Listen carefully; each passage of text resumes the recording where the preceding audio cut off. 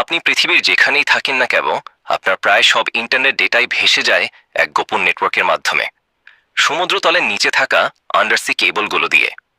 আসলে পৃথিবীর মোট ইন্টারনেট ট্রাফিকের প্রায় 97%ই এই লুকানো অবকাঠামো, হাজার হাজার মাইল দীর্ঘ ফাইবার অপটিক কেবল দিয়ে চলাচল করে, যেগুলো সাপের মতো জাল বিছিয়ে রেখেছে সমুদ্রের তলদেশে। আর প্রতিদিন আমাদের নির্ভরশীলতাও বাড়ছে এই ইন্টারনেটের উপর। আধুনিক জীবন সম্পূর্ণভাবে নির্ভরশীল এই সাব অ্যাকোয়াটিক তারের উপর। কিন্তু এগুলো কিভাবে কাজ করে, আর ইন্টারনেট যোগাযোগের ভবিষ্যৎ কি? আরেকটা প্রশ্ন হলো, কিভাবে সম্ভব যে আমাদের ইন্টারনেট সংযোগ প্রায় সবসময় সচল থাকে? এই কেবলগুলো কি জাহাজের ধাক্কায় ভেঙে যায় না, অথবা হাঙরের কামড়ে? আজকের ভিডিওতে আমরা নামবো সমুদ্রের গভীরে আর জানবো কিভাবে ইন্টারনেট মহাসাগর পেরিয়ে আমাদের কাছে পৌঁছায়। সমুদ্র পথে এক দেশ থেকে আরেক দেশে তার টেনে বার্তা পৌঁছানোর ধারণা নতুন নয়।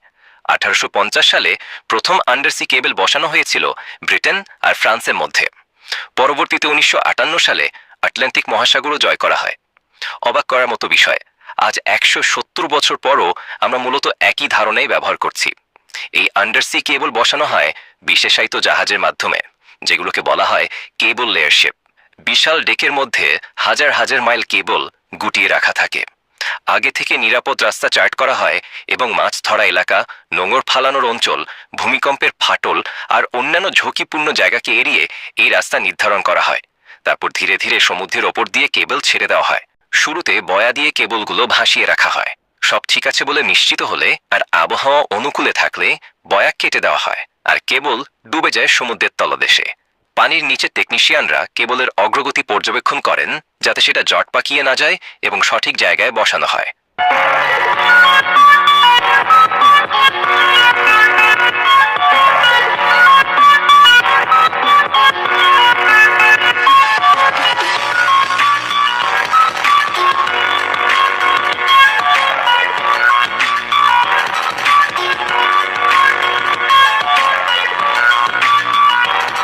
সাবমেরিন কেবল ম্যাপের তথ্য অনুযায়ী 2024 সাল পর্যন্ত 559টি সক্রিয় বা নির্মাণাধীন সাবমেরিন কেবল আছে, যেগুলো সব মহাসাগর আর সমুদ্র জুড়ে ছড়িয়ে আছে। সব মিলিয়ে হিসাব করলে এগুলোর দৈর্ঘ্য 8 লক্ষ মাইলেরও বেশি, যা পৃথিবী থেকে চাঁদের দূরত্বের দ্বিগুণ। তবে অবশ্যই এগুলো আর পুরনো যুগের তার নয়। আধুনিক সাবসি কেবল বিশেষভাবে ডিজাইন করা হয়েছে যাতে কোটি কোটি ডেটা প্যাক দ্রুত আর দীর্ঘ দূরত্বে বহন করা যায়। এগুলোর চওড়া সাধারণত এক টুকরো গার্ডেন হোজের সমান। ভেতরে থাকে অসংখ্য ফাইবার অপটিক থ্রেড। প্রতিটি থ্রেড প্রতি সেকেন্ডে কোটিরও বেশি তথ্য বহন করতে সক্ষম। এই ফাইবারগুলো ঘেরা থাকে সিলিকন, প্লাস্টিক, স্টিলের তার, কপার আর মাইলার দিয়ে। এই কেবলগুলো এমনভাবে তৈরি করা হয় যাতে সিগন্যাল নিরাপদে পৌঁছায় আর কেবল প্রাকৃতিক দুর্যোগ, আবহাওয়া বা বন্য প্রাণীর আক্রমণ থেকেও সুরক্ষিত থাকে। সামুদ্রিক প্রাণীরাও রিস্ক তৈরি করে থাকে, বিশেষত হাঙর, যারা 2014 সালে গুগলের একটি কেবল হাঙরের কামড়ে ক্ষতিগ্রস্ত হয়েছিল। ধারণা করা হয় হাঙররা কেবলের বিদ্যুৎ স্তরে সৃষ্ট চৌম্বক ক্ষেত্রের প্রতি আকৃষ্ট হয়। তবে সবচেয়ে বেশি ক্ষতি হয় মানুষের কারণে, মাছ ধরা ট্রলার বা জাহাজের নোঙর টেনে নেওয়ার সময়। কখনো কখনো ইচ্ছাকৃতভাবেও ক্ষতি করা হয়, যেমন যুদ্ধের সময় নাশকতা বা সন্ত্রাসী হামলায়। তবে ইতিহাসে এই ধরনের ঘটনা বিরল। তবে এতে আপনার পরিবারের হোয়াটসঅ্যাপ গ্রুপ নিয়ে দুশ্চিন্তার কিছু নেই। কেবল কোম্পানিগুলো একাধিক কেবল নেটওয়ার্কে ডেটা ছড়িয়ে দেয়, ফলে একটা কেবল কেটে গেলেও পুরো নেটওয়ার্ক বন্ধ হয়ে যায় না।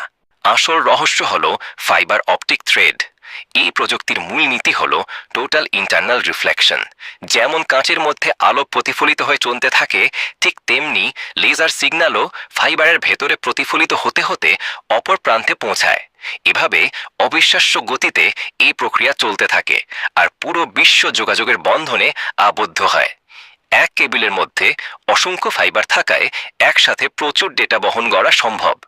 উদাহরণস্বরূপ 2018 সালে চালু হওয়া মারিয়া ট্রান্স আটলান্টিক কেবল প্রতি সেকেন্ডে 224 টেরাবাইট তথ্য বহন করতে সক্ষম।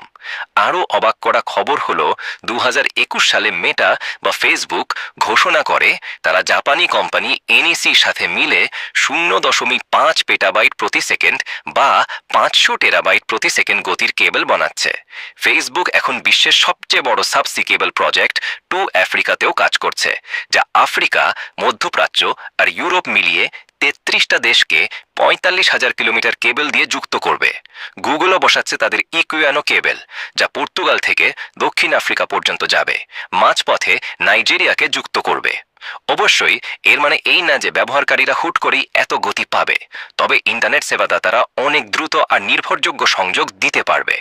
এখন প্রশ্ন হলো, এই বিশাল নেটওয়ার্কগুলোর মালিক কারা? শুরুর দিকে এগুলোর মালিক ছিল টেলিকম কোম্পানিগুলো, যেমন AT&T আর BT। তারা অন্যদের ব্যান্ডউইথ আড়া দিত।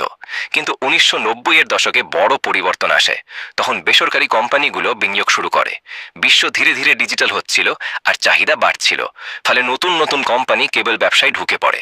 গত 20 বছরে সবচেয়ে বেশি পরিবর্তন হয়েছে। এবার গুগল, অ্যামাজন, মাইক্রোসফট, ফেসবুক নিজেরাই কেবল বসাচ্ছে।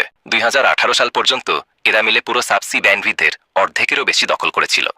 বর্তমানে গুগলের 6টা সক্রিয় কেবল আছে, শিগগিরই আরও 8টা বসবে। ফেসবুকেরও 13টিতে অংশীদারি আছে। পুরনো কেবলগুলো, যেগুলো 1990-এর দশকে বসানো হয়েছিল, তা ধীরে ধীরে অবসর নিচ্ছে, তাই আবারও নতুন করে বিনিয়োগের ঢেউ উঠছে।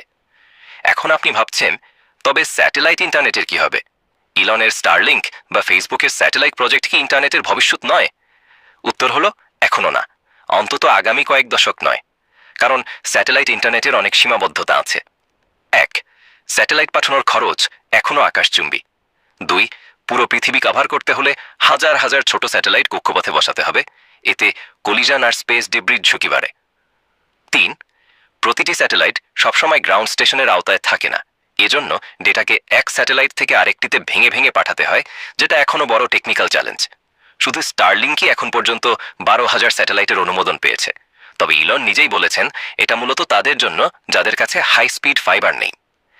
তাই এখনো পর্যন্ত উচ্চগতির ইন্টারনেট পরিবহনের সবচেয়ে কার্যকর ও সাশ্রয়ী সমাধান হল সাবসি কেবল।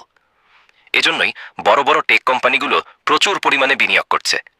কিন্তু মনের কোণে ভয় জাগে, প্রযুক্তি এত দ্রুত এগোচ্ছে, না জানি ভবিষ্যতে কি অপেক্ষা করছে, কে জানে।